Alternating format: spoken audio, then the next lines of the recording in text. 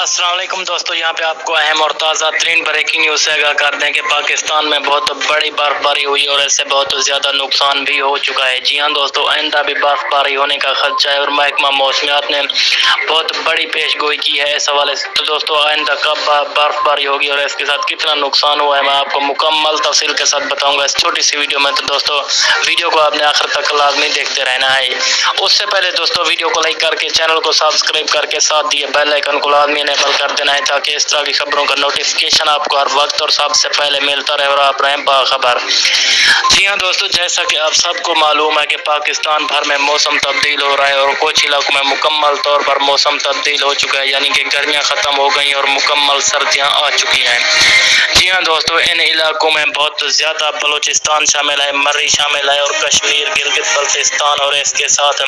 کیٹو کے علاقے میں بڑے پیمانے پر رات کو اور کل برف باری ہونے کا امکان ہے اور پچھلے 3-4 دنوں میں برف باری ہو رہی ہے جو کہ کافی نقصان دہ ہوئی ہے۔